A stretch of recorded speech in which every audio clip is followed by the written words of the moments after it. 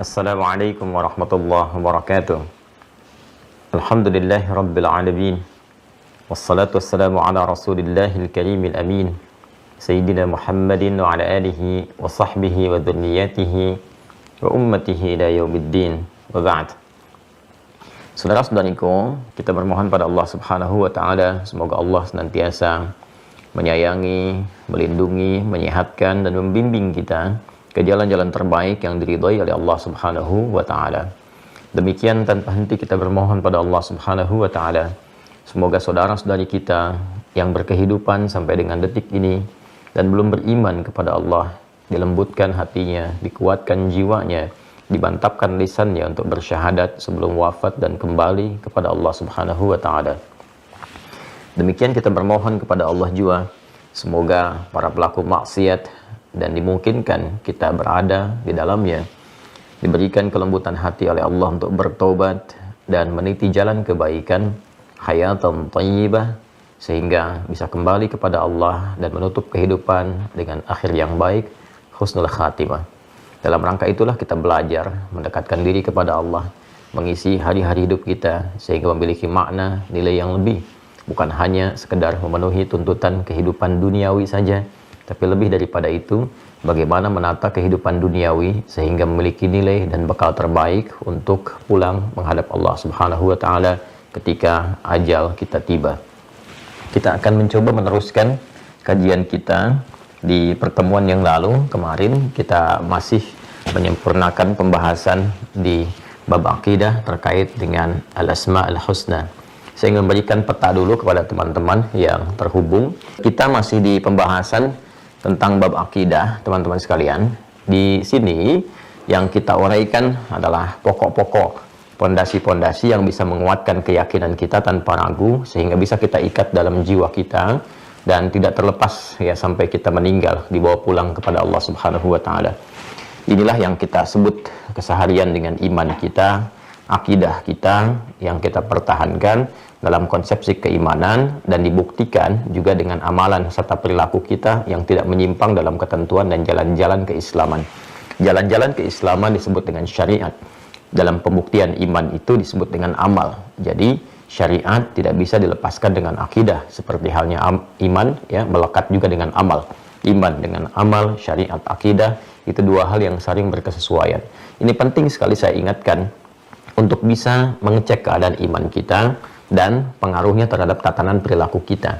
Jadi semua orang beriman itu pasti akan mendorong perbuatan amalnya mengarah kepada kemuliaan-kemuliaan. Saya sering ingatkan dalam setiap pertemuan untuk mengoreksi keadaan diri kita dalam setiap waktu atau pergantian antar waktu dalam sehari, bahkan dalam berkehidupan kita. Tidur orang beriman beda dengan yang belum beriman.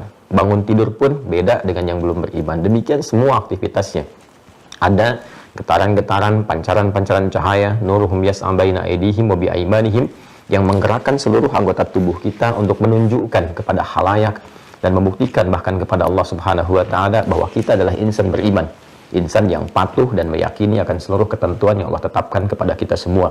Bukan hanya terkait dengan aspek ibadah, tapi ada kaitan juga dengan aspek muamalah, berkehidupan sosial dan turunan-turunan yang lainnya.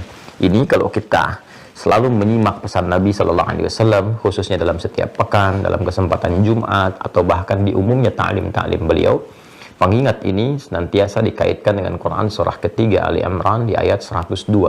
Ya ayyuhalladzina amanu, hai semua orang telah menyatakan beriman, berakidah, memeluk Islam dalam dirinya, meyakinkan pada jiwanya, ittaqullah, ya tingkatkan takwamu kepada Allah. Saya terangkan di pertemuan lalu, akumulasi dari amal soleh itu sebagai implementasi dari syariat itu akumulasinya disebut dengan takwa, untuk memenuhi cahaya takwa kita.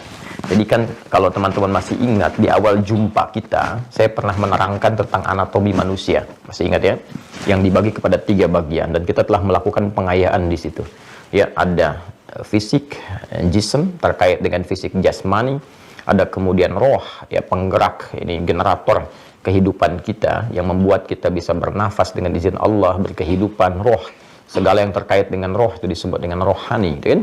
Kemudian pengikat keduanya disebut dengan akal yang meneruskan perintah kemudian dari roh sepersekian detik untuk dieksekusi oleh tubuh kita, oleh fisik kita.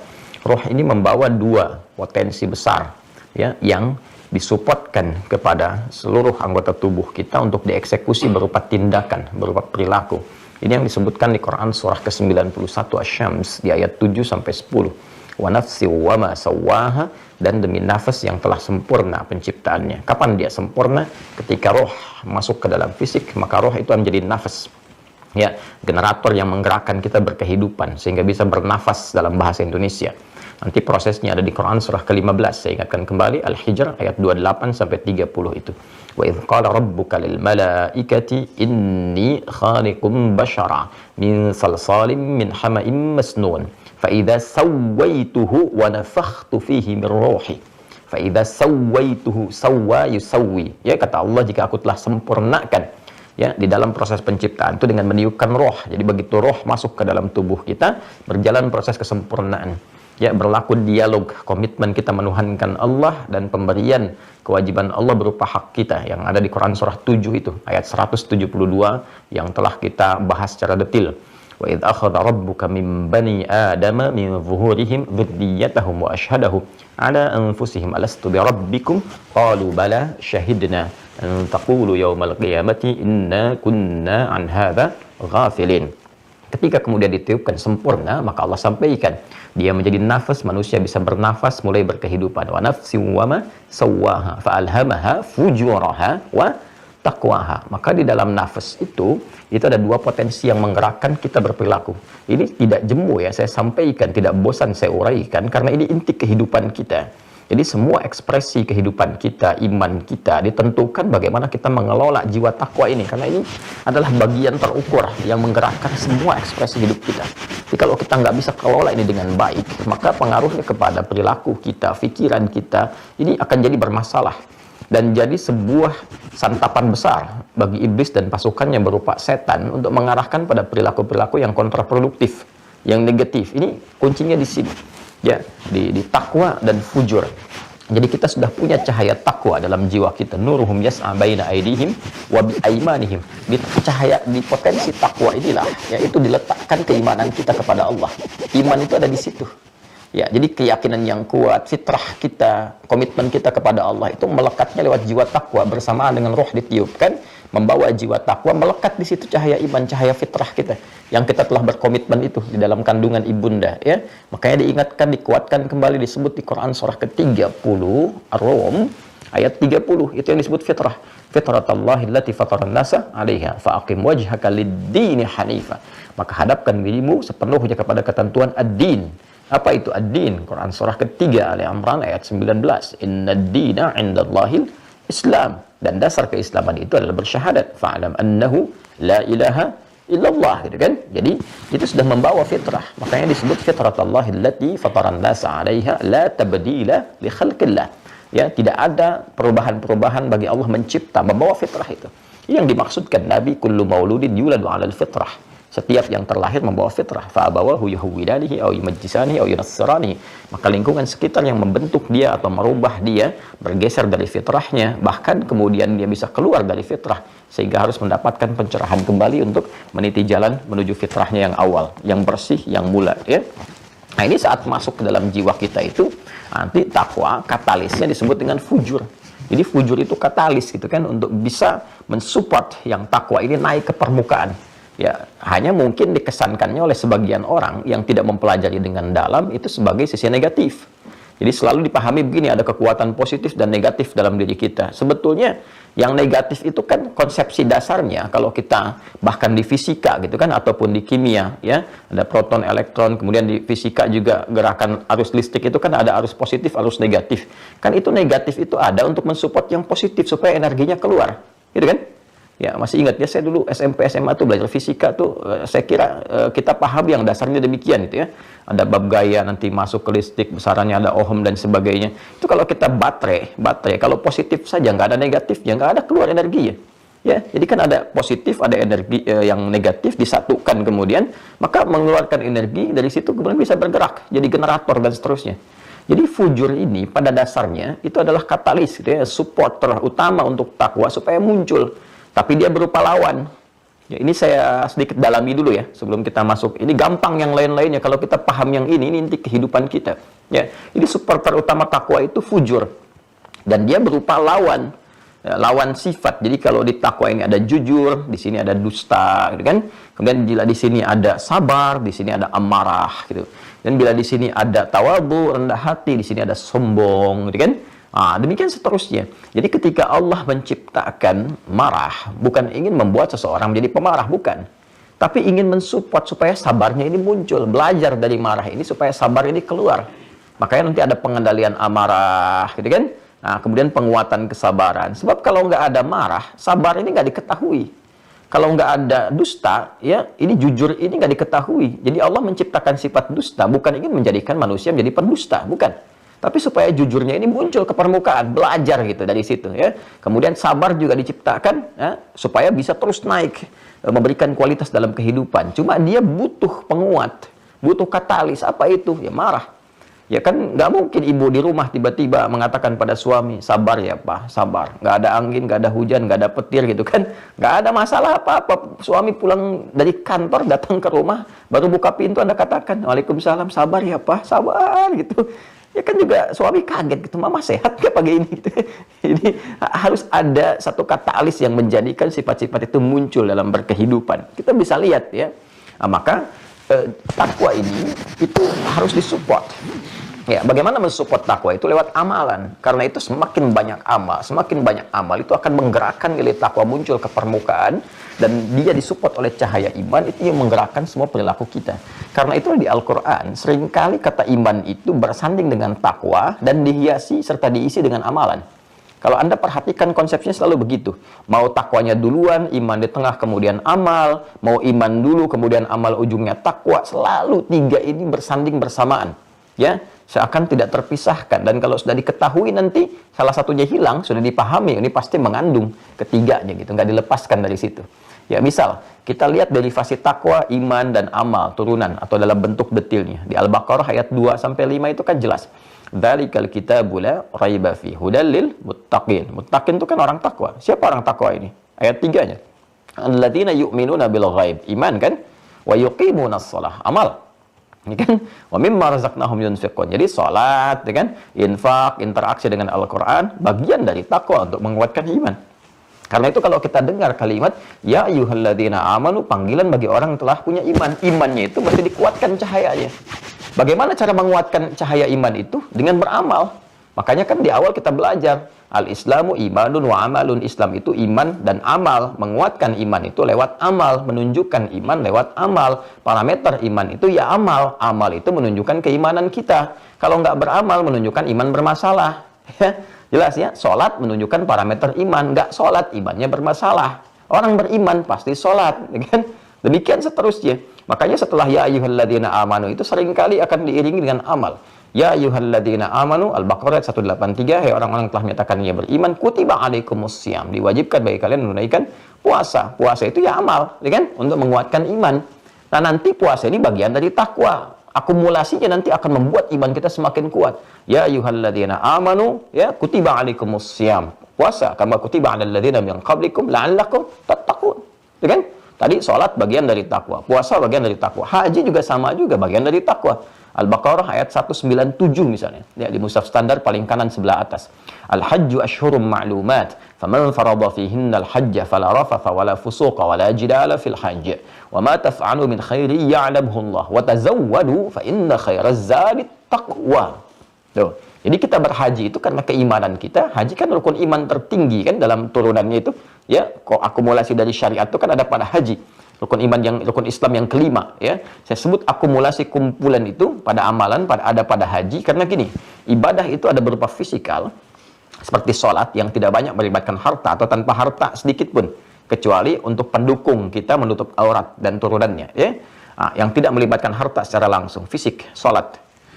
Yang kedua ibadah harta yang tidak melibatkan fisik secara khusus, ya, secara langsung, secara umum ya.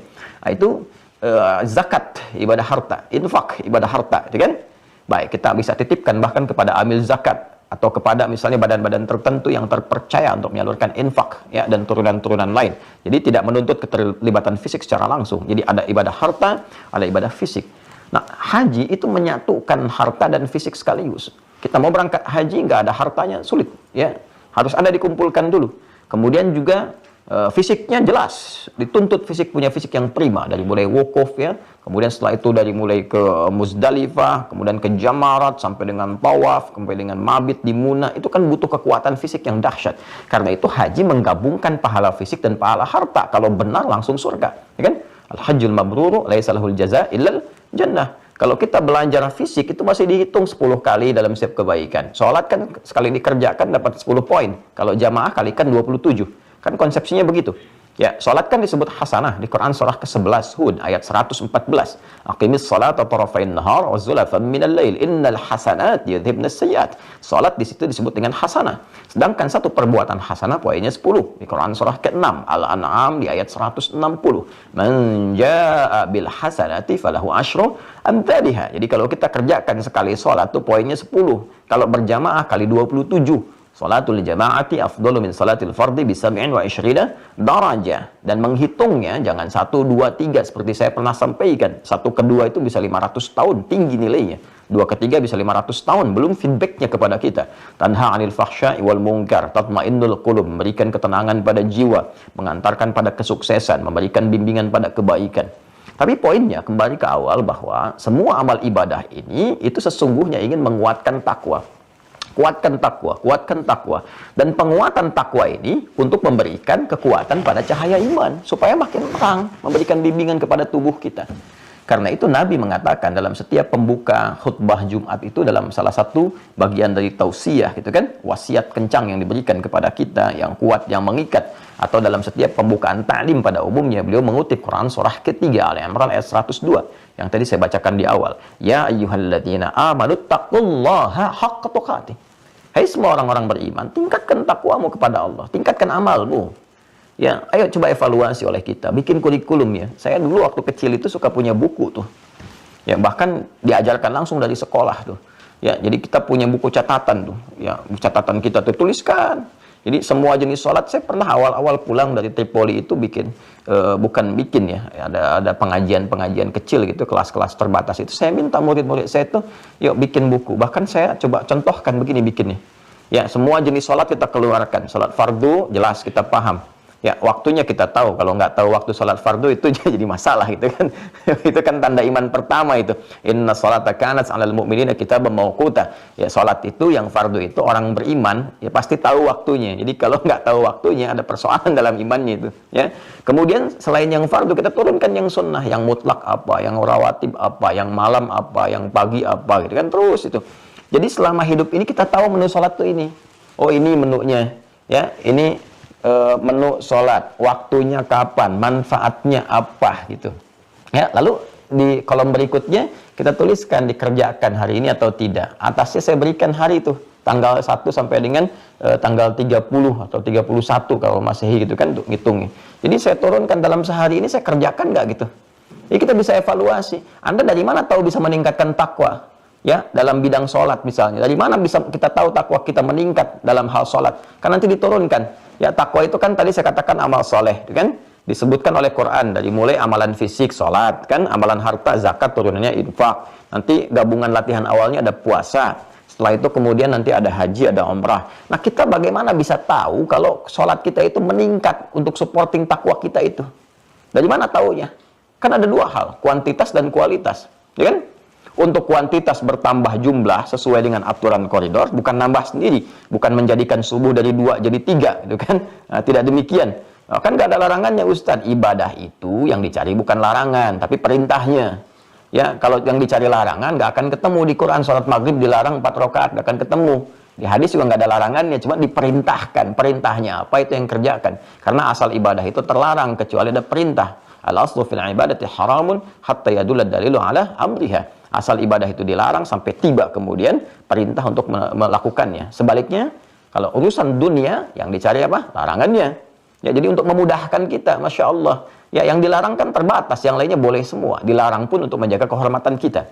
Nah, jadi balik ke kita sekarang. Bikin ya kurikulum itu. Nanti insya Allah coba. Kan sudah dikasih itu note. Kalau Anda dapat paket itu kan ada bukunya itu. Ya, salah satunya kan Anda bisa buat tuh. Ya, memo-memo harian kita.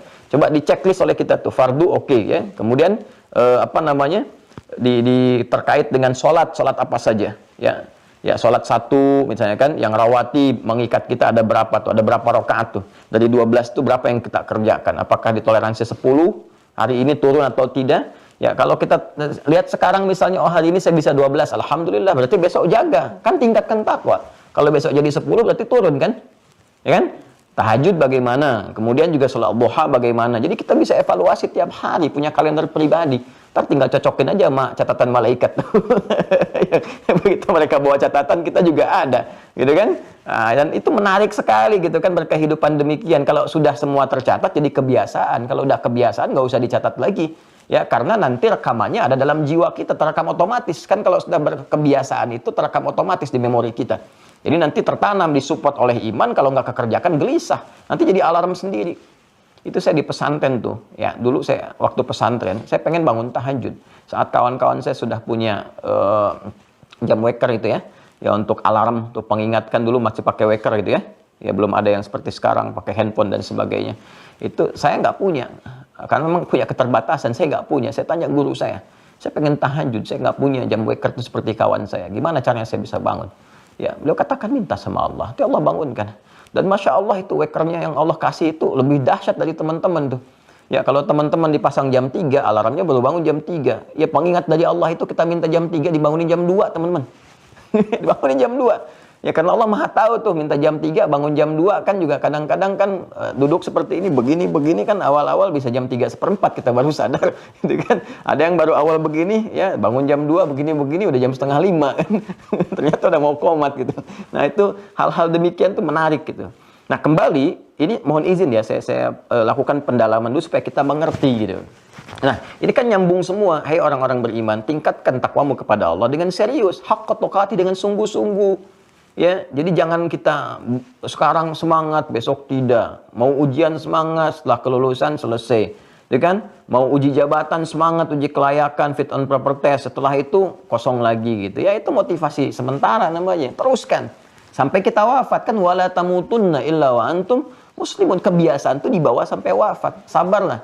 Ya, tolong ingatkan diri kita, saya pribadi dan teman-teman. Kita sabar aja sampai tiba ajal. Setelah itu kan meninggal enak. Kan nggak capek lagi setelah meninggal itu, ya kan. Saya belum pernah dengar ada orang setelah meninggal ada curhat, saya capek nih. Amal itu sekarang aja, tobakan antobak itu sekarang saat hidup. Ada saatnya kita beristirahat untuk sepenuhnya. Jadi berjuang dulu yang sabar sampai tiba masa itu kita untuk kembali dan tenang, wafat dalam keadaan tenang. Ya Tuhan, nafsul mutmainnah, tenang, wafatnya selesai. Nah, hidup itu kan sederhana, itu jalani seperti ini, pelajari, ini masalah, ini tantangan, ini menyelesaikan, selesai. Nah, nanti apa feedbacknya kalau kita bisa jaga itu sampai kita meninggal? Nanti takwa itu selain memberikan kekuatan pada sinyal dan cahaya iman supaya terang membimbing tubuh kita beraktivitas, nanti feedbacknya adalah pemberian dari Allah untuk kemudahan hidup. Makanya banyak ayat di Quran mengaitkan kesuksesan dan kebahagiaan itu dengan takwa. Ya, misalnya Anda ingin bahagia, ternyata solusinya takwa. Di akhir ayat 189 di surah kedua Al-Baqarah, surah kedua ayat 189, lihat ujungnya, wattaqullaha la'allakum tuflihun, bertakwalah kalian kepada Allah agar kalian cenderung bahagia. Ya, adik-adik, saya lihat nih adik-adik yang masih belajar nih, kelihatan kan, apakah di misalnya di level SMP kah, SMA kah, di kampus kah, ternyata penguatan ilmu itu dengan takwa. Dan saya membiasakan untuk melihat itu, belajar dari ulama-ulama dulu, saya coba ikuti, ternyata dahsyat dampaknya, betul itu, betul. Karena Allah kalau sudah mengatakan pasti hak, yang kita pelajari kemarin. Ya, itu ada di Quran surah kedua Al-Baqarah, di akhir ayat 282. Ayat terpanjang dalam Al-Quran, ya. Quran surah kedua Al-Baqarah, ayat 282. Ya, paling kiri itu, ya itu dari atas ke bawah itu satu ayat tuh. Lihat paling ujungnya, paling bawahnya itu. Akhir ayatnya, wattaqullah wa yu'allimukumullah. Tingkatkan takwamu kepada Allah, maka kami akan tambahkan pengetahuan. Ya, tambahkan pengetahuan. Jadi saran saya kalau masih punya baby ya, yang anak-anak tuh balita, bayi usia menjelang 5 tahun, usia emas itu yang disupport Bu, Pak, saya sarankan ya, karena saya coba praktekkan juga pada anak-anak kami itu, coba jiwa takwa tanamkan dulu. Itu dahsyat pengaruhnya kepada kecerdasan, cepat menangkap sesuatu. Saya praktekkan satu-satu itu pada anak-anak, itu luar biasa gitu. Ya, ada pengaruh, dan bukan hanya anak-anak kami, di sekolah juga demikian. di sekolah-sekolah yang kita bina itu anak-anak coba dekati ini, itu ada percepatan gitu. Dan risetnya sudah banyak. Ya, makanya ulama dulu itu memulainya dengan takwa. Dengan takwa dulu. Nanti disupport oleh ilmu ketika mereka mulai menjelang balik. Asalnya kan menghafal Quran, sholat, setelah itu dijelaskan lewat ilmu supaya kuat. Itu datang cepat itu. Silahkan cek biografi para ulama kita yang cendekiawan keilmuan umum saja. Itu rata-rata mulainya dari Quran dengan sholat. Dua itu aja, sholat yang benar, kemudian Quran. Itu luar biasa. Ya, Al-Farabi, Al-Kindi, Al-Ghazali, Al-Khawarizmi, Al-Battani, gitu kan, dan seterusnya yang lainnya juga itu sangat luar biasa. Nah, nanti kalau kita pun ingin mendapatkan kemudahan dalam kehidupan, itu akan dibimbing lewat cahaya takwa itu. Cahaya iman yang menguat dibimbing. Ini ada masalah ini begini, masalah ini begini. Itu yang dimaksudkan di Quran surah ke-65, ya kan? 65 At-Talaq, di akhir ayat kedua, di awal ayat ketiga. Ya, wa may yattaqillaha yaj'al lahu makhraja wa yarzuqhu min haitsu la yahtasib. Siapa yang mampu meningkatkan takwanya kepada Allah, ya, maka kami akan berikan jalan kemudahan, solusi dari setiap problematika hidup yang dialami. Kemudian bahkan rezeki pun kami kirimkan dari sisi yang tidak terduga. Ya, bahkan selanjutnya wa may yattaqillaha yaj'al lahu min amri yusra. Kami mudahkan urusan hidupnya. Jadi mungkin kalau ada kesulitan dan selalu sulit, mungkin bukan kurang harta, kurang tinggi kedudukan, kurang takwa. Ya, toh itu sudah terbukti kok, sudah dialami. Ini kurang apa lagi? Ya, saya yang agak kadang-kadang ironi, ayatnya hafal itu. Tapi nggak kita ikuti jalannya gitu. Bukan kita. Ya. Tapi ada yang tidak mengikuti jalannya. Ini yang jadi persoalan gitu. Hafal ayatnya, tapi jalannya nggak diikuti. Kenapa nggak kita coba buka pintunya, kita ikuti. Nah, disinilah kita ingin belajar menguatkan itu. Jadi kan skemanya iman, takwa, amalan, kemudian buahnya gitu kan, yang kita dapatkan. Nah, sekarang kita berada di pondasi imannya. Nah, kadang-kadang kita amalnya bagus, tapi nggak diisi dengan kekuatan iman, sehingga feedbacknya kita dapatkan. Bahkan kenikmatan untuk beramal itu pun belum dapat, baru semangat saja. Ya kan? Nah, sholatnya masih terjaga nih, masih ke masjid, masih ingat, masih apa. Tapi karena kualitas iman belum bagus, belum bisa merasakan kehusyuan dalam sholat. Kenikmatan dalam sholat gitu kan. Itu kalau udah nikmat tuh sholat itu Pak, Bu, itu nggak keganggu dengan apapun tuh. Enak banget, luar biasa tuh. Jadi nikmatnya tuh kayak nggak ada yang lain selain sholat gitu. Ya, makanya Nabi kan kalau tahajud itu kan waktu itu quality time-nya itu yang paling luar biasa saat tahajud kan. Sampai sujudnya itu lamanya luar biasa karena mendapatkan kenikmatan itu yang paling tinggi. Ya, itu bertemu waktu ini kapan lagi nih bisa berinteraksi langsung menyembah Allah gitu kan. Ya, sementara pagi kan tugas-tugas dakwah pada umumnya. Utsman bin Affan itu, Abdurrahman bin Auf, itu kekuatan tertingginya bukan saat mendapatkan harta benda, tapi ketika punya waktu berkualitas untuk tahajud malamnya. Kata Imam An-Nawawi itu sampai khatam Al-Quran. Nah, itu sudah dapat belum kita tuh? Kan harus berlatih. Nah, nanti feedbacknya akan kita rasakan. Ada ketenangan. Wah, orang tuh kalau sudah tenang tuh enak betul. Ya, rezeki macam-macam dan sebagainya. Kita pelan-pelan berlatih itu. Nah, ini kita sempurnakan. Ya, dari iman itu ada rukun 6. Kita baru masuk di yang pertama untuk memantapkan keimanan pada Allah, ma'rifatullah. Sehingga ketika ma'rifatullah sudah kita mengerti, oh ini maksudnya ini, cara meminta begini, memahaminya begini.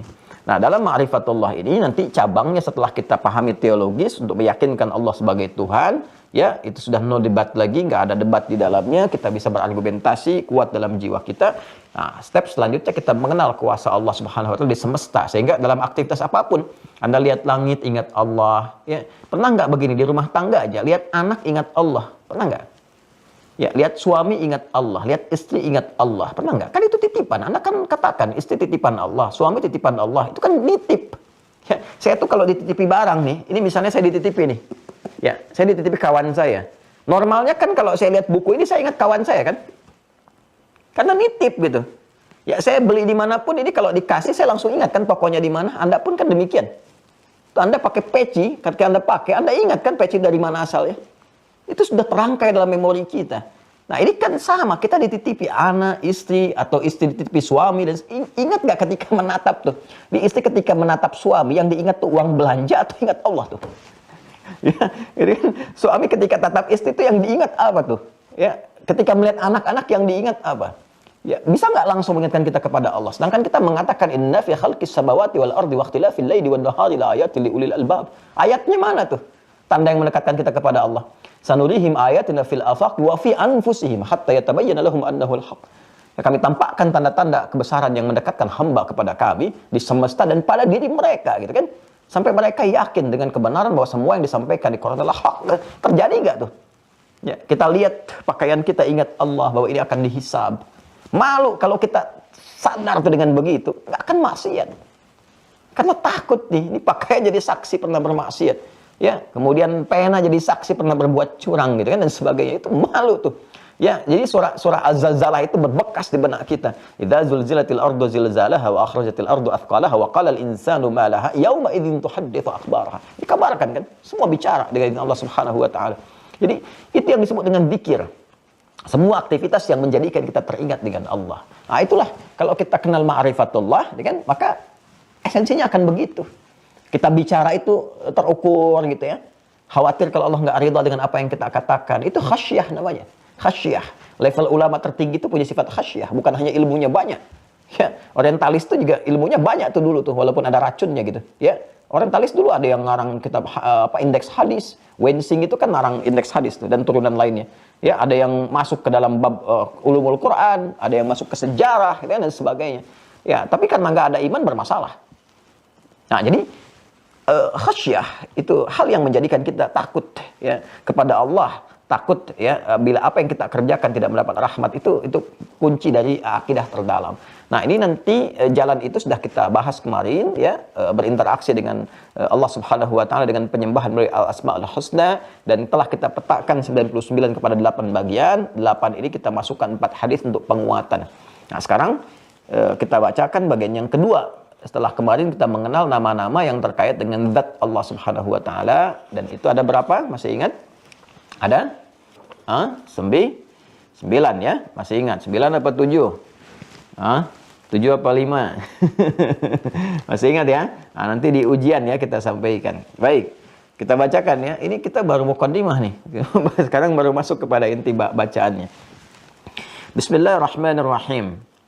Wa fi kitabid dinil islami wa asma'illahil husna atau asma'ullahil husna al-warida fil Qur'ani hiya. Sudah di-scan kan ya? Udah ada di web ya? Udah di-download? Boleh ditunjukkan kepada saya yang sudah sudah print out. Ini admin sudah di-download ya? Ya sudah di-upload oleh kita. Ya, kalau sudah ada, nanti sudah di-scan di webnya ada. Ya, teman-teman tolong di-download itu atau di-print. Nanti begitu saya baca, Anda pegang itu juga. Jadi berkesesuaian belajar baca juga ya. Halaman 30 yang sudah pegang ini.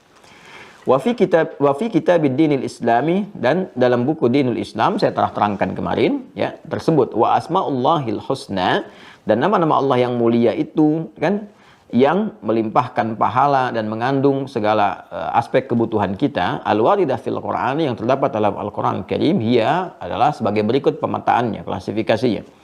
1. Asma'un muta'alliqatun bi dzatihi ta'ala. Yang pertama adalah nama-nama Allah yang terbaik yang terkait dengan zatnya ta'ala. Ya wahiyya sebagai berikut. 1. Al-Wahid, kedua Al-Ahad, ketiga Al-Haq, keempat Al-Quddus, kelima As-Samad, keenam Al-Ghani, ketujuh Al-Awwal, kedelapan Al-Akhir, kesembilan Al-Qayyum. Ini sudah kita bahas di pertemuan yang lalu ya, dan dampaknya, feedbacknya terhadap pengabulan doa. Jadi kalau kita bacakan dengan nama-nama ini disertai dengan aspek hajat kebutuhan kita, benar cara memintanya, itu akan terjadi percepatan dalam pengabulan doa. Dan saya bacakan hadisnya kemarin ya. Jadi prakteknya begini, misal ya, ini langsung saja ya, yang paling cepat. Kita punya hajat terkait apa nih? Terkait rizki misalnya. Rizki ya. Nama Allah yang terkait rizki kan Ar-Razzaq. Ya, Ar-Razzaq.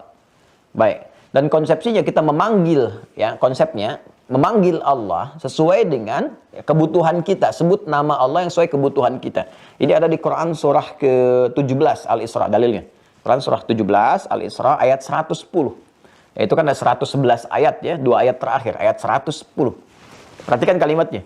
Qulid'ullaha. Ya, jika kalian punya persoalan dalam kehidupan, ya panggil Allah, minta sama Allah, berdoa. Awid Ar-Rahman ya, atau panggil Ar-Rahman, minta ya. Ayyamma tad'u falahul asmaul husna. Ya. Kapanpun kalian ingin memohon kepada Allah dalam setiap kondisi situasi apapun, maka Allah memiliki nama terbaik sesuai kebutuhan kita. Yang saat Anda menyebutnya, selain mendatangkan pahala, juga ada percepatan dalam pengabulan. Nah, nama-nama terbaik ini sudah disiapkan oleh Allah sesuai kebutuhan kita. Jadi kalau kita mau minta seperti saya pernah ajarkan di dalam 2-3 pertemuan ke belakang, pilih nama sesuai dengan butuhnya kita. Kalau butuh tambahan pengetahuan, Al-Alim. Butuh tambahan rezeki, Ar-Razzaq. Kan saya terangkan satu-satu itu. Ya, misal kita ingin minta kepada Allah itu kelapangan dalam rezeki. Berarti nama yang sesuai Ar-Razzaq kan? Maka sebut nama Allahnya dulu, ya. Ya Allah, gitu kan? Kemudian Ya Razzaq. Ya Allah, Ya Razzaq, gitu kan? Nah, kalau ingin lebih cepat lagi daripada itu, sertakan nama-nama Allah yang tertinggi, tingkatan tertingginya. Yang kemarin kita terangkan dengan Ismullahil A'zam. Ya. Atau Asma'ullahil Uzma. Bismillah. Ini praktek ya. Ya kan pembahasannya ini di halaman 31-nya, ya kan? Di paling kiri itu, di tengah kan di kitabnya disampaikan ada Ismullahil A'zam. Ya. Ini kan? Atau Asma'ullahil Uzma. Ya kan? Seperti ini. Kalau ismun itu bentuk tunggal, mufrad, singular, asma bentuk jama, plural, ya. Nah, ini nama Allah ya bisa satu disebutkan yang tertinggi, tingkatan tertinggi, kan? Atau Asmaullahil Uzma, atau nama-nama kan ada beberapa nama yang bisa kita sertakan juga, bukan satu nama tapi 2, 3, 4 dan seterusnya. Sepanjang dalam satu frame ini, nama-nama yang tertinggi, tingkatan tertingginya. Tingkat tertinggi teragung, ya. Teragung. Ini yang saya maksudkan dalam tema tingkatan Asmaul Husna, gitu kan? Tertinggi, teragung. Ya. Teragung, yang paling dahsyat, ya. Kalau di Sunda ada agung, ada agung. Ternyata dibedakan. Saya pernah ke Ciamis, Alah Panjalu, dapat undangan ceramah dulu sekitar 3 tahun ke belakang, ya. Nyampe ke sana saya disampaikan di telepon, Ustadz akan ceramah nanti di Masjid Agung. Saya dengarnya Agung kan. Begitu nyampe ke sana, ini Pak tempatnya. Bukan Ustadz, kalau ini Masjid Agung katanya. Oh, kalau saya di mana ceramah? Di Masjid Agung. Jadi ada Agung, ada Agung. Yang besar dengan yang lebih besar lagi itu satu titik ya. Nah ini tertinggi yang teragung. Nah, urutan pertama nama-nama Allah yang tingkatan tertinggi itu yang terkait dengan zatnya, dengan zat Allah. Ya, dengan zat. Asma'un muta'alliqatun bidzatihi ta'ala. Jadi ini langsung terkait dengan zat Allah, ini tingkat tertingginya. Nah, nama-nama terkait dengan zat itu kan ada 9, seperti kita pernah sampaikan, ya kan? Nah, di antaranya kan ada Al-Wahidul Ahad, dengan As-Samad dan sebagainya. Kita ingin ambil misalnya, kita ingin katakan misalnya Al-Ahad, ya kan? As-Samad. Nah, kita praktekkan ya, kita praktekkan. Misal kita ingin minta terkait dengan rezeki. Ini prakteknya. Ya. Permohonan kita adalah kelapangan dalam hal rezeki. Nama Allah yang melimpahkan rezeki kepada kita ditetapkan dalam Al-Asmaul Husna adalah Ar-Razzaq. Ya? Ini pun ada detail lagi. Kalau kita ingin meminta rezeki itu dalam bentuk yang tiada batas. Nah, biasanya kasusnya begini. Kasusnya adalah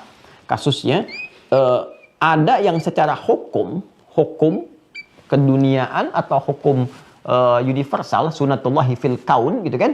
Itu ditetapkan nggak bisa nih. Nggak mungkin. Ya, status akal manusia mengatakan terbatas. Misal seorang yang dihukumi mohon maaf ini sudah perempuan yang misalnya monofos dan mandul. Ya, dalam kasus keturunan kan rezeki juga, rezeki ya. Ini secara medis gak mungkin. Seperti kasusnya Nabi Zakaria kan, dengan istrinya itu kan, itu divonis secara medis gak mungkin punya keturunan. Secara klinis gak mungkin. Nah, tapi apa yang terjadi? Beliau tetap tanpa putus asa. Walam akum bidu'aika rabbi syaqiyya, gitu kan di Quran surah 19 Maryam itu ayat yang keempat. Aku gak putus asa memohon ya. Rabbi inni wahanal azmu minni washtana ra'su syaibah. Kan walaupun rambut sudah memutih, fisik sudah letih, walam akum bidu'aika rabbi syaqiyya, tapi aku nggak putus asa dalam memohon. Ya. Nah, apa yang dimohonkan kepada Allah untuk dapat rizki berupa keturunan? Ya, keturunan kan sekali lagi itu bagian dari rizki. Apa yang disebutkan oleh beliau? Nah, menyebut nama Allah yang pemberi tanpa batas. Ketika dihukumi ada batasan oleh manusia, maka disebutkan nama Allah pemberi sesuatu tanpa batas. Itu Wahhab namanya, Al-Wahhab. Ya kan? Jadi kita bisa sebutkan pertama kalau kita meruntut kepada Quran surah ke-17 Al-Isra ayat 110. Ya, ini prakteknya kan begini.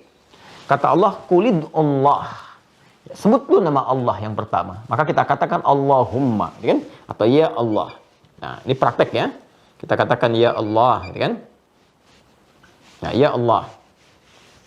Nah, kalimat ya Allah ini, kalau kita satukan, ini sudah kalimat fitrah sebetulnya kalau kita butuh sesuatu yang unsurnya memohon, meminta, butuh pertolongan, itu keluar di lisan kita tuh, refleks itu. Ya, bahkan kepeleset aja kita bilang ya Allah gitu kan. Nah, ini ada fitrah untuk minta tolong. Ya, gelap sekali di luar itu, mendungnya gelap. Itu kan kita ya Allah, mendung. Sebetulnya ada fitrah kita untuk minta tolong.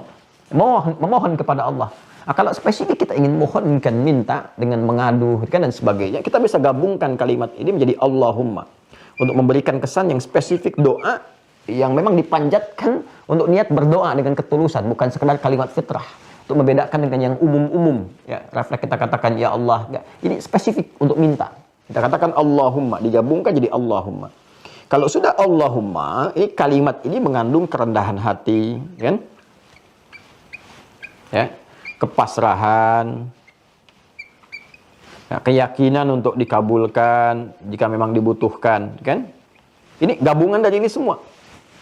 Ini yang dimaksud di Quran surah ke-7 Al-A'raf di ayat 205. Wadhkur rabbaka fi nafsika tadarruan wa khifatan wa dunal jahri minal qaul. Ya kan? Minta berdoa mohon kepada Allah dengan segenap kekhusyuan hatimu, ya kan? Dengan penuh kepasrahan, kerendahan hati, bahasa yang lembut yang kiranya bisa menyentuh karena Allah itu maha lembut, ya kan? Maha perasa, ya kan? Dan maha mengabulkan dengan cepat yang keluar dari getaran jiwa yang paling dalam sehingga mampu menggetarkan arsy, ya. Ini kurang lebih. Nah, jadi ini kita satukan Allahumma, ya, atau kita minta ya Allah, kan kulit Allah, sebut nama Allah, awid ar-Rahman. Nanti masalah ar-Rahman saya akan masuk kepada yang kedua terkait dengan kasih sayang Allah Subhanahu wa taala. Ya, bagian ketiganya. Nah, sebut ya Allah atau Allahumma, ya kan? Allahumma kita praktekkan di sini. Ya Razzaq misalnya. Ya Razzaq. Nah. Allahumma ya Razzaq. Duhai Allah, aku memohon kepadamu dengan kepasrahan yang paling dalam. Ya, dengan kelembutan yang mampu aku persembahkan. Engkau yang maha lembut, yang maha merasakan, maha mengetahui keadaan diriku. Ya Razzaq, Engkau yang maha pemberi rizki, berlimpah. Semua rizki Engkau yang kuasai, Engkau yang mengatur, Engkau yang memiliki segalanya. Ya kan? Nah, kalau Anda ingin katakan lagi, misalnya ada batasan kata manusia, Anda sebutkan Allahumma ya Razzaq, Allahumma ya Wahhab. Ya Wahhab, ya Allah, Maha pemberi tanpa batas, yang tidak punya batasan dalam pemberian. Mereka mengatakan kepada aku, ya Allah, makhluk pun mengatakan aku punya keterbatasan. Sedangkan kau maha mengetahui tentang keadaan diriku. Duhai yang maha pemberi tanpa batas. Ya kan? Nah, jadi Anda katakan, Allahumma ya Razzaq atau Allahumma ya Wahhab. Ya? Nah, sebelum Anda lakukan permintaan di dalamnya, Anda sertakan dulu ini, yang tertingginya nih. Ismullahil A'zam, sebut satu. Allahumma ya Razzaq atau Allahumma ya Wahhabul Ahad. Ya. Kalau Anda ingin tambahkan dengan lebih daripada satu, yang zat tadi, yang ada 9, Allahumma yal Wahhabul Ahadus Samad. Misalnya kan? Terus Anda teruskan, alladzi lam yalid wa lam yulad wa lam yakul lahu kufuwan ahad. Setelah itu minta. Ya, habli minas salihin. Ini kan kalimat yang menunjuk katanya langsung kepada nama Allah yang terbaik dengan sifat pemberian yang tanpa batas. Permohonannya kita bentuk dengan fi'il amr lit talab minal adna ilal a'la. Ya, permohonan dalam bentuk pengajuan yang tulus dari kita hamba yang rendah kepada Allah yang maha segalanya. Maka kita gunakan ini bentuknya seperti hab begini, hab. Ya. Jelas ya, hab di sini fi'il amr bukan diartikan perintah tapi thalabud doa. Ya, kalau kita ngaji balaghah, ini bentuk fi'il amr tuh banyak nanti dan kita harus paham ini arahnya kemana. Bukan perintah, nggak boleh perintah kepada Allah, gitu kan? Allah perintahkan kepada kita. Perintah itu dari yang tinggi kepada yang rendah. Jadi kalau ada yang rendah kepada yang atas menggunakan fi'il amr, dipahami thalabun lid doa. Ya, meminta sesuatu pada satu permohonan. Hab. Jadi kalau ada hab, Anda temukan dalam Al-Quran, itu meminta, membawa nama Allah ini dengan sifat pemberi tanpa batas. Ya. Kalau untuk pribadi habli, ya. So, kalau banyakkan lana. Ya. Misal, kita ingin katakan misalnya, Allahumma ya Wahhab, ya Ahadus Samad, alladzi lam yalid wa lam yulad. Allahumma habli minas salihin. Ya. Ya Allah, yang maha pemberi tanpa batas, yang punya sifat tunggal, keesaan pada zat-Nya, yang menjadi pusat dalam setiap permohonan. Gak ada satupun yang lain yang diminta selain Engkau ya Allah, yang tidak beranak, yang tidak diperanakan, yang tidak punya sekutu, yang maha kuat dengan segalanya. Memohon kepadamu hamba ya Allah, dengan keagungan zat-Mu yang pemberi tanpa batas, anugerahkan kepadaku ya Allah keturunan dari sisimu saja. Saat semua mengatakan aku nggak mungkin punya keturunan, apa yang terjadi? Ini yang terjadi pada Nabi Zakaria alaihissalam ketika Allah langsung merespon di Quran surah ketiga Ali Imran ayat 38 sampai 39 itu. Ya, habnya disebutkan di 38, 39 jawaban. Fanadatul malaikatu wa huwa qa'imu yusalli fil mihrab anna Allah yubashshiruka Yahya. Ya kan? Jadi ini gambaran yang kita bisa berikan. Nabi Ibrahim juga pernah menggunakan kalimat ini di surah As-Saffat itu kan, ayat yang ke-100, Rabbi habli minas salihin. Ya Allah, anugerahkan kepada aku generasi yang saleh. Maka Allah berikan, kabulkan. Ya, diberikan Ismail alaihissalam, Nabi Ishaq alaihissalam, dan turunan-turunannya. Soleh-soleh, baik-baik, gitu kan? Ya, dengan izin Allah, ya. Ini teman-teman sekalian, ini gambaran, ya. Jadi prakteknya begitu. Prakteknya. Jadi kita hadirkan dulu nama zat yang tertinggi ini. Dan dalam hadis riwayat Buraidah kemarin, radhiyallahu ta'ala anhu, kan, disampaikan ketika Nabi SAW mendengar ada seorang sahabat berkata, berdoa, dalam doanya dia menyebutkan, ya, Allahumma ushidu bi annaka antallah, la ilaha illa anta al-ahad, as-samad, alladhi lam yalid wa lam yulad wa lam yakul lahu kufuwan ahad. Allahumma inni as'aluka an taghfira li. Dia nggak minta dunia, dia cerdas banget tuh. Dia minta ampunan. Dia minta maghfirah. Cerdas sekali, cerdas. Ini berpikir luar biasa. Dan ini prinsip ekonomi spiritual diterapkan. Ekonomi spiritual. Prinsip ekonomi itu kan modal sekecil-kecilnya buat keuntungan paling banyak. Gitu. Dia menerapkan ekonomi spiritual. Jadi mengambil kalimat yang singkat dan padat, tapi keuntungan yang melimpah. Gitu. Dia sebutkan ini. Ya, al-ahadus samadul ladzi lam yalid wa lam yulad wa lam yakul lahu kufuwan ahad. Minta ampunan. Allahumma inni as'aluka an taghfira li. Saya nggak minta apa-apa ya Allah, minta ampunan aja. Cuman kan rumus Qur'annya mengatakan kalau minta ampunan diampuni, cinta datang. Ya, kalau cinta udah diberikan sama Allah, semua nggak ada tepian itu, semua dikasih. Yuhibbukumullah wa yaghfir lakum dzunubakum. Kalau Allah sudah cintai seorang hamba, diampuni dulu dosanya. Kalau dosa diampuni, udah dapat cinta Allah. Kalau cinta diberikan oleh Allah, semua nggak ada batasan. Kan sifat cinta begitu. Kalau semakin cinta kan semua diberi tanpa meminta. Anda mencintai pasangan, Anda berikan walaupun dia nggak minta, ya kan? Ya, Anda mencintai anak-anak, kok Masya Allah kan, yang terbaik yang diberikan pakaian yang bagus, anak nggak minta Anda berikan. Emang ketika lahir bayi itu ya, dan dia tumbuh dan berkembang, pernah nggak mengatakan pada Anda, Mama pengen baju yang ini, Mama pengen itu? Kan enggak, dia bicara aja enggak, tapi kan Anda penuhi itu dengan dasar cinta, ya kan?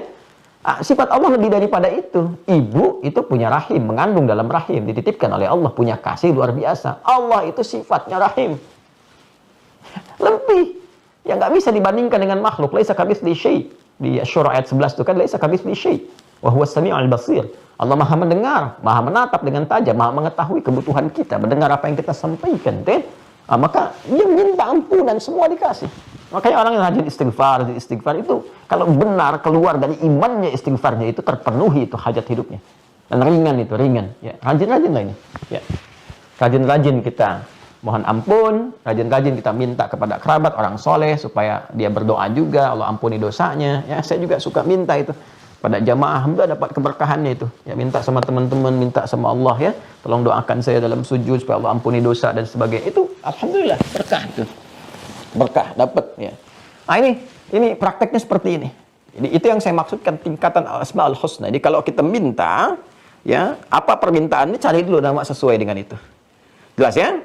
Kemudian setelah itu sertakan nama yang terbaiknya, sertakan di dalamnya tingkatan tertinggi yang dimulai dengan zat dulu. Zat. Ya, kalau kita nggak hafal semuanya, sebut nama Allah. Nama Allah saja, kulit Allah, sebut Allah, ya Allah. Tapi sertakan dengan iman. Yang pelajaran kita kemarin itu, aspek teologinya kita hadirkan semua. Hadirkan, minimal kita sebut dengan zatnya aja. Kalau kita nggak tahu nama pemberinya, ya saya ingin diberikan oleh Allah ini kekuatan misalnya dalam menghadapi persoalan, saya nggak tahu namanya apa. Maka kata Allah, kulit Allah, sebut nama Allah. Ya, yang paling dahsyatnya. Ya, dan hadirkan ini, nama zat ini, Al-Ahad. Kan kita hafal Al-Ikhlas itu kan, itu makanya disebut sepertiganya Al-Quran kan. Karena dari akidah, ibadah, muamalah itu kan kunci akidah teologis itu ada di surat Al-Ikhlas. Makanya surat Al-Ikhlas disebut oleh Nabi sepertiga Al-Quran. Sehingga candaan di ahli Quran tuh kalau ingin menghatamkan cepat Al-Quran, baca Al-Ikhlas 3 kali. Gitu. Jadi langsung jadi sepertiga, 3/3 gitu. Ya. Nah, jadi ini kalau nggak tahu, kata Allah langsung sebut ya Allah. Tapi dengan penuh keimanan, kekuatan. Ya, makanya Nabi kan nggak banyak disebutkan oleh lisan beliau ketika ditolong dengan pedang itu, sudah dikhuluskan begini, siapa yang bisa menolong Muhammad? Sekarang nggak ada kawan kamu nih. Ya, ini pedang ini sudah terhulus, siapa yang menolongmu saat ini? Nabi kan nggak banyak-banyak. Ya, Nabi kan nggak katakan ya Allah ya Rahman ya Kudus, ya Allah ya Rahman ya Malik ya Kudus, nggak banyak-banyak, satu aja Allah. Jatuh tuh, gemetar jatuh, bum, gitu kan? Balik ambil, Nabi balikan pertanyaannya, sekarang siapa yang bisa menolongmu saat ini? Ya, itu sesuatu yang luar biasa. Di kalimat Allah itu nggak sembarangan. Seperti saya sampaikan di awal jumpa kita itu, kalau kita sampaikan dengan pancaran iman yang kuat, itu menggetarkan. Makanya dibawa dalam sumpah. Ya, sumpah, baik sumpah jabatan atau sumpah kesaksian. Ya, makanya kalau orang bersaksi, disumpah dengan Al-Quran, kemudian bersumpah dengan nama Allah, itu kan demi Allah. Itu melekat ke jiwa yang paling dalam, ke fitrahnya yang paling dalam, boom, gitu. Sehingga menjaga diri dia. Ya, jadi kalau pejabat itu yang muslim ya disumpah dengan nama Allah, kan itu di Al-Quran di atas itu nggak main-main tuh itu. Itu pertaruhan loh. Ya, jadi saya juga sampaikan kepada para pejabat-pejabatnya yang muslim ya, yang muslim tuh itu ketika Al-Quran ditaruh di atas kepala Anda dan Anda itu disumpah pada saat itu pertaruhan yang dahsyat itu. Itu jadi saksi, jangan main-main itu. Itu bukan cuma di dunia itu. Ya, begitu ada penyimpangan-penyimpangan itu pertanggungjawabannya tinggi karena Al-Quran diletakkan di atas kepala langsung, nama Allah disebutkan demi Allah. Itu kalau imannya betul-betul kuat menghunjam kepada jiwa, makanya dijaga itu hukum-hukum. Hukum berkeadilan, hukum kejujuran dan dijaga betul karena kuat menghunjam. Ya. Maka tinggal dilihat saja gitu kan pada diri kita ya. Saya nggak mau tunjuk orang lain tuh, pada diri kita yang dititipi jabatan. Coba lihat, kalau sumpah itu betul disebutkan dengan lisan kita, kemudian menghunjam kepada iman, itu akan menjaga kedudukan supaya membuat kebijakan-kebijakan yang baik dan nggak akan bertentangan dengan hukum-hukum yang Allah tetapkan, baik hukum sosial misalnya, nggak akan merugikan masyarakat, menjauh dari hal-hal yang buruk, ataupun hukum individual juga, membangun ketakwaan, dia pejabat tetap sholat, tetap tahajud dan sebagainya. Itu indah gitu. Nah, sekarang coba koreksi diri kita masing-masing dulu. Ya, lihat dulu. Ya, apa passion yang Allah titipkan pada kita? Itu tinggal kita hadirkan.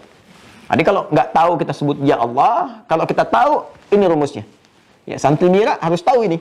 Ya, karena dalam setiap keadaan kita butuhkan ini, ya. Nah, nanti kita pelajari Al-Ahad sudah, Al-Haq sudah, ya. Kalau Al-Haq itu kita kalau dihadapkan pada sesuatu yang membingungkan, ya. Makanya ada doa kan yang diajarkan Nabi, masih ingat? Allahumma arinal haqqa haqqan warzuqna ittiba'ah wa arinal batila batilan warzuqna ijtinabah. Ya, sekarang ini banyak membingungkan nih. Ini begini, informasi begini, begitu, ada ustadz begini, ustadz begitu. Kadang-kadang diuji juga kita, gelarnya tinggi, ya. Ada misalnya ustadz, kiai, atau buya, atau macam-macam. Tapi kita bingung, ini hak nggak kalimat yang disampaikan nih. Yang kita kenal dulu itu syahadat itu bahasa iman. Ya, kalimat iman, kalimat penguat jiwa. Sekarang jadi kalimat persatuan. Gitu kan? Ini benar nggak nih? Sementara gelarnya misalnya gelar-gelar keislaman. Gimana kita nih bisa memahaminya? Maka kita katakan, Allahumma ya Allah, ya Allah. Allahumma ya Rabbi, ya Al-Haq. Allahumma arinal haqqa haqqan. Warzuqna ittiba'ah wa arinal batila batilan warzuqna ijtinabah. Ya Allah, Allahumma arinal haqqa haqqan wa innaka antal haqq. La ilaha illa antal haqq. Allahumma arinal haqqa haqqan. Ya Allah, tunjukkan pada kami yang hak itu hak dan berikan kemantapan kepada jiwa kami untuk mengikutinya. Itu kemantapan pada jiwa, itu iman kita. Jadi kalau sedang bingung melihat ini kemana sebetulnya gitu kan, nah, itu minta kepada Allah bimbingan untuk mendapatkan informasi yang terbaik yang menguatkan pada jiwa kita. Nah, kemudian Al-Quddus, ya, mentakdiskan, menyucikan. Jadi kalau kita mendengar ada statement-statement ya yang disematkan kepada Allah yang bertentangan dengan keagungan sifat dan zatnya. Ya, misal semua agama sama, menuju pada Tuhan yang sama, cuma caranya beda-beda, gitu kan? Allah dapat dipanggil dengan nama apa saja, tapi disebutkannya dengan nama-nama yang dipertuhankan di tempat-tempat lain yang tidak layak, yang tidak sesuai dengan nama yang telah Allah tetapkan. Allah sudah sampaikan, ini saya punya al-asmaul husna, ya. Kenapa engkau panggil saya dengan asmaus sayyiat yang lainnya? Ya, yang bagi Allah itu kan asmaul husna, bukan asma yang lain, gitu kan? Jadi kadang-kadang ada statement-statement mengatakan Allah punya banyak nama, bisa dipanggil dengan apa saja, tapi dia panggil dengan Tuhan-Tuhan yang dipertuhankan dalam kesyirikan. di keyakinan lain, itu bukan nama Allah yang ditampilkan. Maka kita katakan, ya Allah ya Al-Quddus, ya Allah ya Al-Quddus, engkau suci dari semua itu, subhanallah, amma yusyrikun, ya, maha suci Allah dari apa yang mereka sertakan, mereka syirikkan, ya. Nah, kita bisa mohonkan kepada Allah, sehingga dengan itu kita nggak terpana. Karena ada orang-orang yang ditampilkan dengan logika, dengan premis dan silogisme, ya, runtutan pemikiran yang, cara berpikir yang salah, tapi merasa benar. Ya, awam itu kadang-kadang terbawa ke situ tuh. Terbawa suasana seakan-akan seperti benar, padahal salah gitu. Nah, sekarang banyak itu orang mempermainkan dengan logika. Dia belajar dulu, lalu menitipkan racun di dalamnya. Sehingga seakan-akan terkesan benar. Ya. Nah, coba kalau Anda nggak belajar, yang kita pelajari kemarin, jangan merasa benar sendiri. Setiap orang juga punya peluang kebenaran. Anda kan nggak pernah tahu mana Islam yang benar, Islamnya Anda atau Islamnya dia. Ya kan? Atau jangan-jangan juga yang nggak berislam juga masih ada kebenaran juga. Itu kan seperti benar, padahal salah. Karena nggak dimulai dengan konsepsi yang benar, premis yang benar dasarnya. Ya, dia membuat semua dengan relatif, sementara hukum itu ada yang absolut, yang mutlak, dan yang relatif. Sedangkan keimanan itu harus kebenaran mutlak. Ya, kalau dia nggak yakin benarnya, kenapa dia pilih itu? Kita tinggal balik nanya aja sama orang yang bicara begitu. Bapak agamanya apa? Islam. Pak, itu Islamnya Islam relatif atau Islam mutlak? Ketika Bapak menetapkan jadi Muslim, artinya kan Anda meyakini mutlak benarnya Islam. Kalau masih relatif, Anda nggak akan ambil itu sebagai keyakinan. Itu kan cara berpikir yang salah. Ya, sama dengan begini misalnya, ya. Ini kan persepsi yang dibangun nih. Yang kita harus betulkan gitu kan. Kadang-kadang kita menyematkan perbuatan buruk itu, ya, dengan satu atribut itu keliru juga. Nah, sekarang misalnya gini, definisi teroris itu apa? Ya, jadi jangan sampai ada satu atribut yang dilekatkan sehingga terkesan atribut ini jadi bagian dari unsur terorisme. Itu kan jadi keliru gitu. Jadi jangan sampai orang tersematkan begini. Saya kalau mau nanam kurma jadi teroris nanti nih kesannya nih. Karena teroris ditangkap, dia bisnis kurma misalnya. Ya, atau kotak amal misalnya, ya. Atau pakaiannya celananya naik di atas lutut sedikit, di atas mata kaki misalnya kan. Di atas mata kaki gitu, ya. Atau misalnya apalagi tuh yang pakai cadar yang perempuan dilekatkan demikian. Itu dikesankan sehingga jadi atribut. Ini kan jadi pemikiran yang salah gitu. Sejak kapan tanda pada sesuatu melekat pada atributnya itu sejak kapan? Ya, dan itu nggak konsisten. Ya, waktu di Sarinah itu kan terorisnya itu gaya sekali tuh, pakai topi, pakai celana jeans. Ya, dia nggak pakai celana manusia, celana jin tuh dia pakai juga tuh. Jadi dia pakai celana jin, pakai topi, pakai sepatu skate kan? Itu coba sekarang bisa nggak kita nilai seperti itu? Nah, kayak koruptor itu kan ditangkapnya kan berdasi semua tuh, berjas. Bisa nggak kita ambil kesimpulan semua yang berdasi itu koruptor? Semua yang berjas itu koruptor? Kan nggak bisa begitu. Nah, itu sama kalau kita belajar ilmu mantik, ya, kita bisa katakan silogisme yang salah tuh begini. Misalnya, monyet suka pisang, ya kan? Kemudian kita katakan lagi yang lain, jangan nama orang ya, yang lain saja misalnya. Monyet suka pisang. Sudah, ya kan? Terus ada namanya si buku misalnya. Kalau nama saya sebut nama orang nanti saya dituntut ya. Nah, contoh ya, ini contoh nih, umpama ya. Monyet suka pisang. Terus ada orang namanya si buku suka pisang. Apakah kita akan bikin persamaan buku sama dengan monyet? Kan tidak.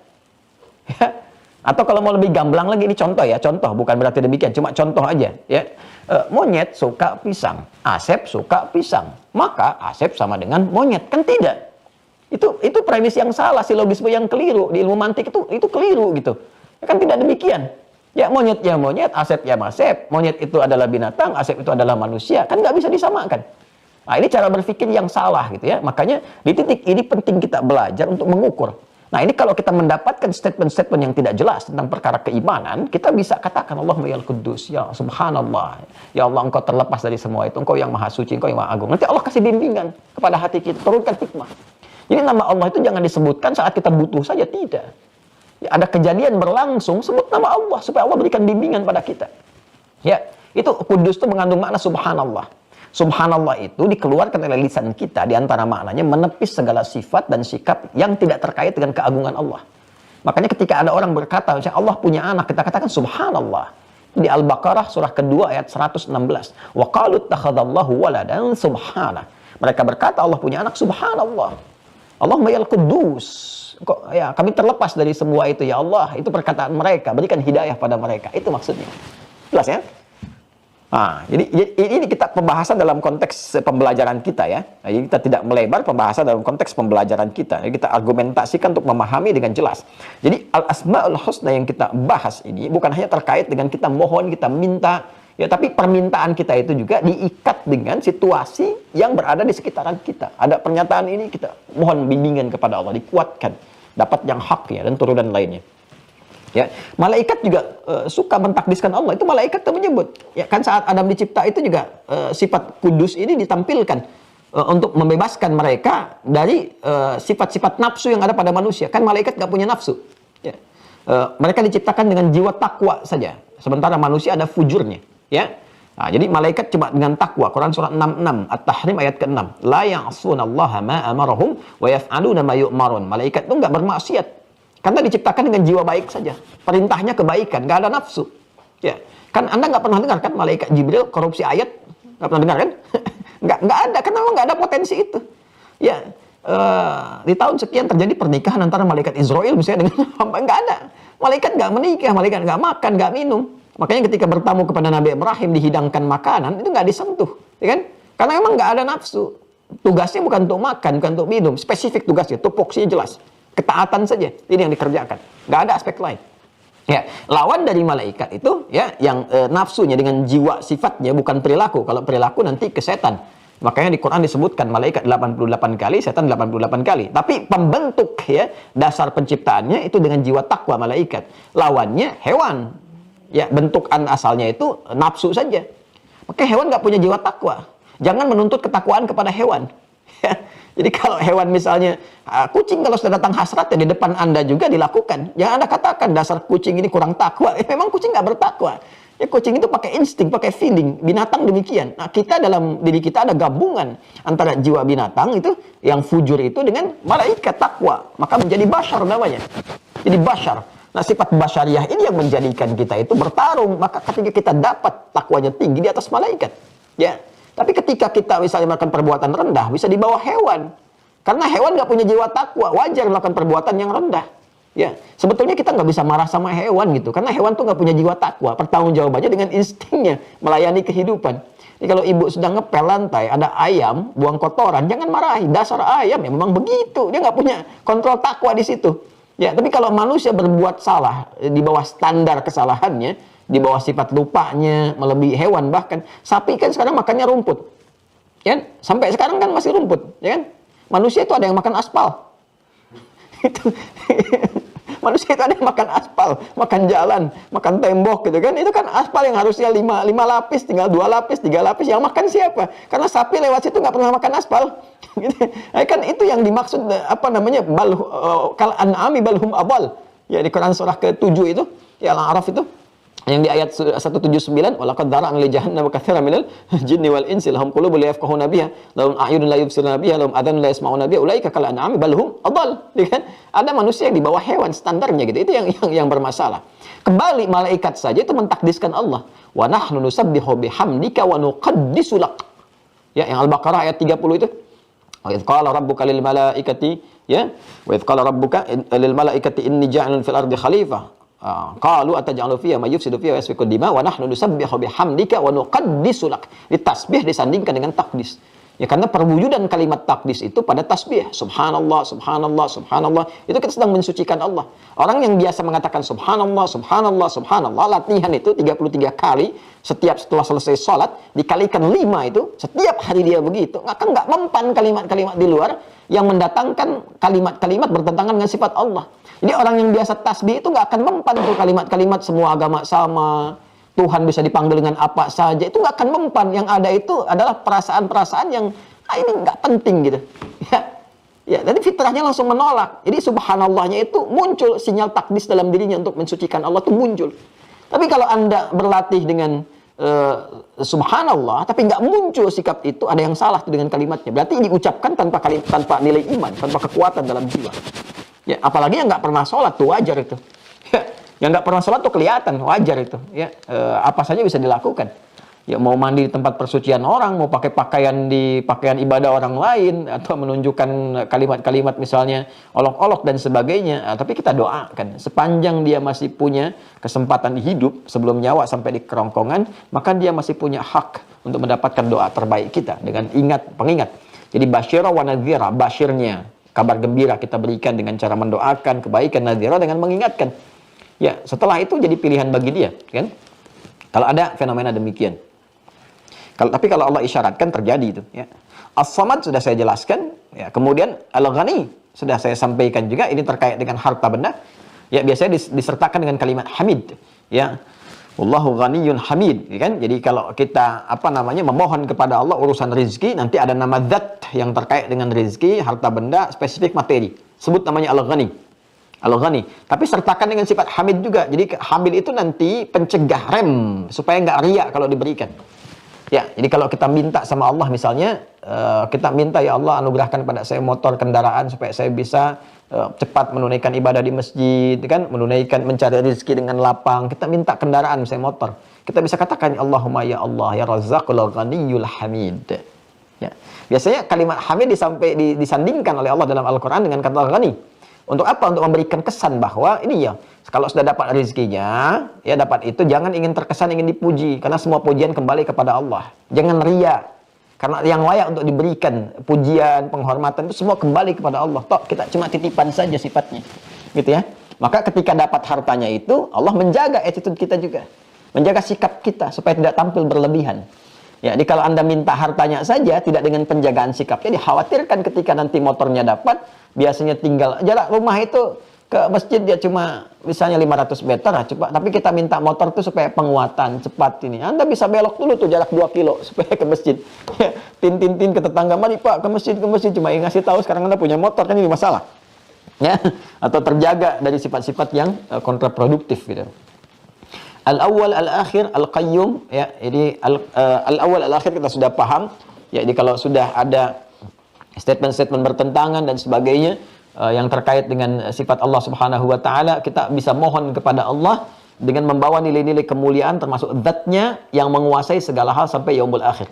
Ya, jadi kita bisa katakan begini kalau kita sangat terdesak dan luar biasa, kita katakan, ya Allah, gitu kan, Engkau pemilik segalanya. Jangankan yang sekarang, yang dulu pun Engkau miliki karena Engkau al-awwal, kan?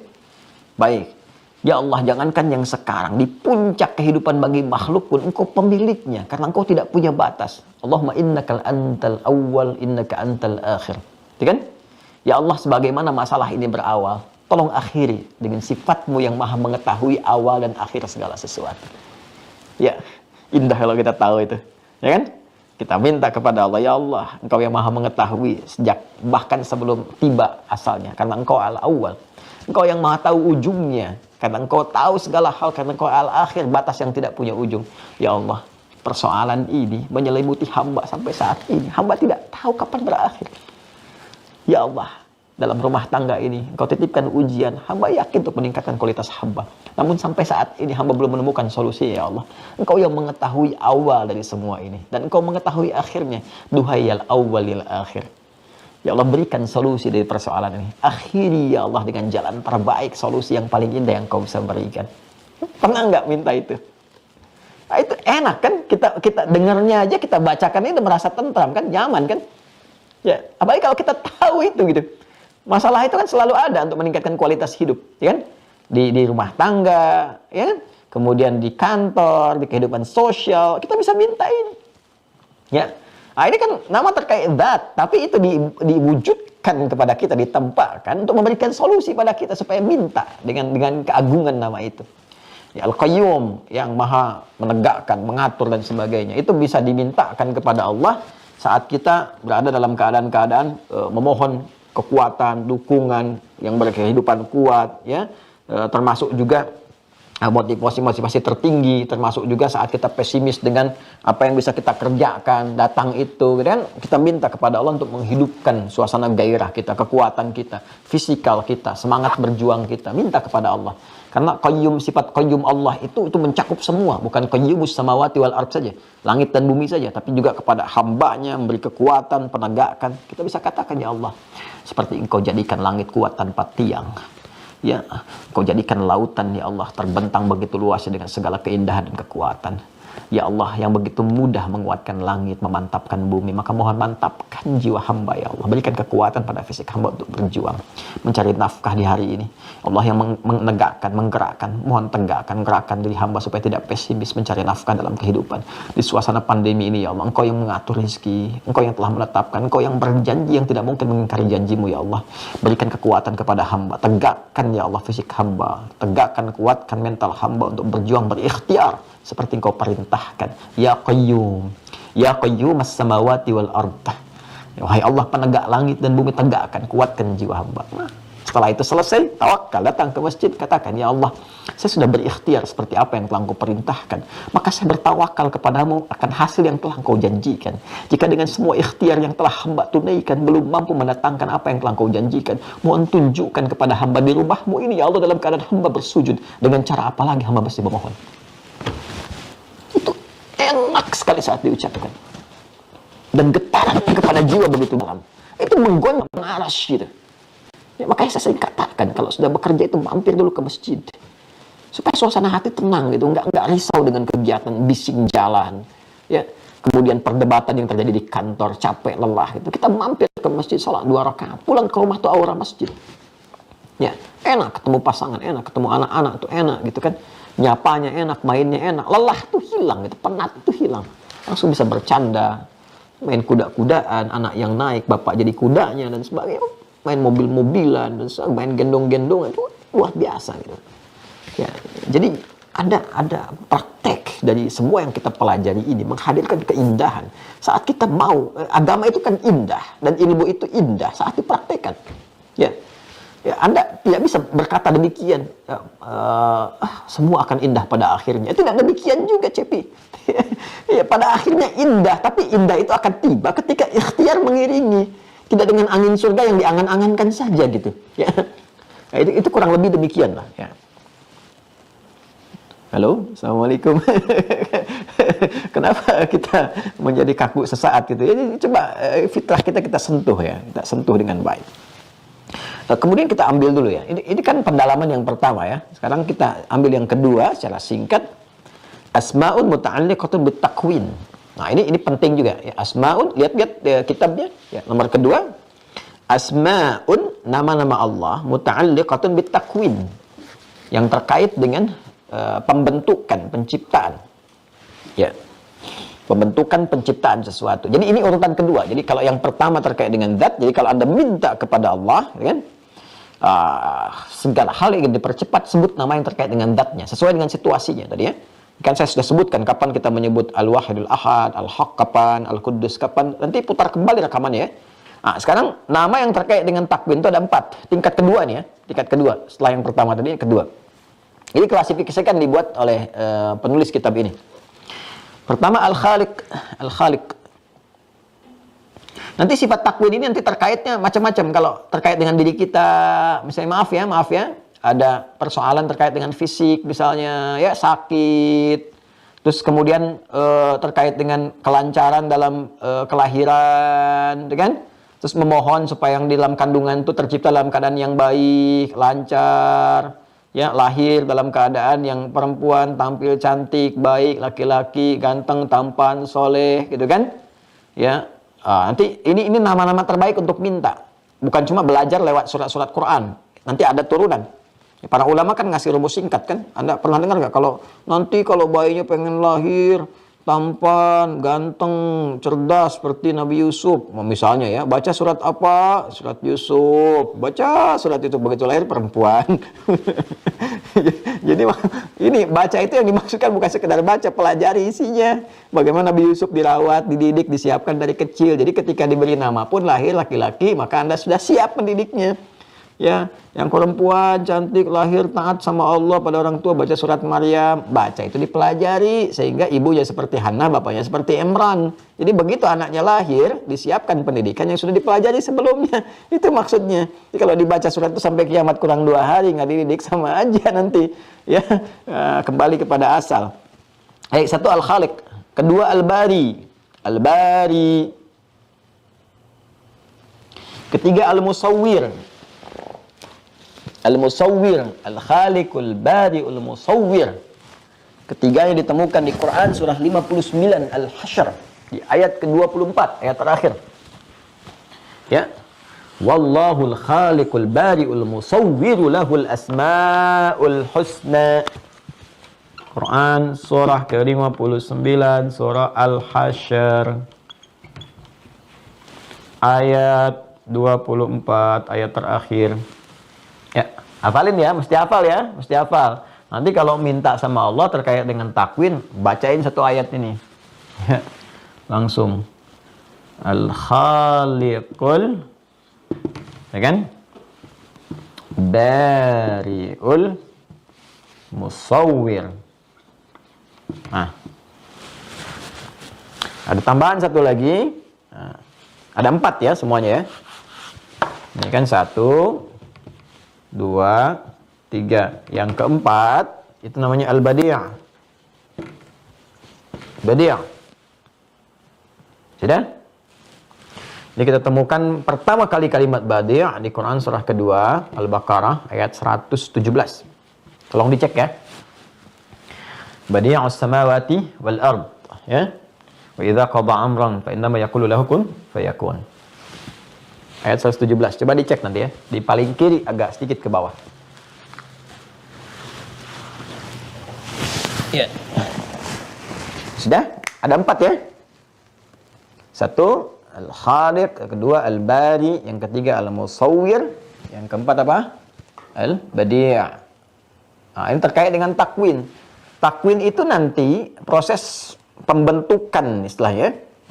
Pembentukan kesempurnaan ciptaan. Nanti ada yang terkait dengan makhluk-makhluk sekitaran kita, ya. Sekitaran kita, baik itu yang bernyawa misalnya kan, ya seperti binatang kah, kan?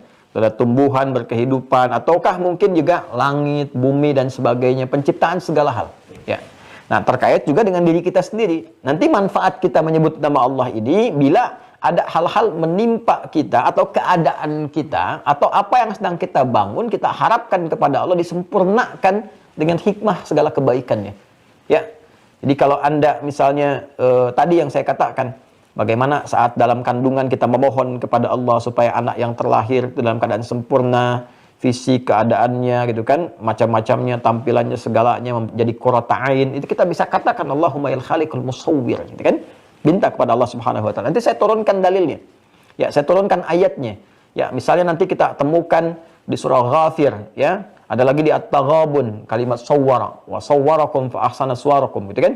Dan ada lagi wa sawwarahum fa ahsana suwarahum. Jadi Allah Subhanahu wa taala membentuk Anda dengan sifat musawwirnya lalu menjadikan itu yang terbaik, ya. Yang terbaik, yang sesuai dengan hajat hidup kita dan maslahat kehidupan kita. Nanti kita akan lihat Khaliq itu fungsinya apa, ya, terkait dengan apa, Bari itu fungsinya apa, terkait dengan apa, Musawwir bagaimana, Badi seperti apa, di pertemuan berikutnya insyaallah, ya. Jadi kita pelan-pelan dulu. Nah, sementara kita pahami dulu. Jadi kalau didapatkan ditanya hari ini belajar apa, nanti kita bisa jawab asmaun muta'alliqatun bitakwin. Jadi yang kedua nama-nama terkait dengan proses pembentukan. Ada 4. Yang pertama dengan zat, sudah fungsinya sudah. Ada 9. Kedua dengan takwin, ya, pembentukan, proses pembentukan, penyempurnaan. Ada 4 nama. Tolong dihafalkan ini. Nanti kita akan berjumpa di pertemuan berikut untuk menunjukkan dalil-dalilnya, fungsinya dan prakteknya seperti kita belajar yang tadi, ya. Saya kira itu, semoga Allah melindungi kita semua, kemudian memberikan kepada kita bimbingan yang terbaik untuk beraktivitas. Saya juga pesan kepada semuanya, termasuk diri saya pribadi, kita saling mendoakan. Untuk saat ini, saya minta kepada semua tingkatkan ibadah kita. Jaga sholat, sholat dulu, sholat yang paling dasar tuh. Terus ibadah harta ya, yang pokok zakat apa. Tapi saya minta sholat jaga. Kalau sholatnya diperbaiki dengan kuat, dengan baik, nanti cahaya iman itu akan muncul pelan-pelan. Kuncinya di situ. Ya. Terima kasih atas perhatian hari ini. Maafkan saya kalau ada hal yang kurang tepat disampaikan. Kalau kurang berkenan mohon dimaafkan. Tidak ada maksud sedikit pun untuk menghadirkan kalimat-kalimat yang memiliki kesan-kesan yang tidak baik. Sungguh tidak ada. Semua diharapkan pada nilai yang baik. Kalaupun ada hal yang dikoreksi silahkan disampaikan. Mudah-mudahan Allah membimbing saya untuk bijak mengoreksi diri, memperbaiki lebih baik lagi untuk ke depan. Silahkan ambil pendapat dari juga guru-guru yang baik. yang mengajarkan kita kemuliaan-kemuliaan dalam berkehidupan, dan jaga diri baik-baik, saling mendoakan. Semoga Allah merahmati kita semua.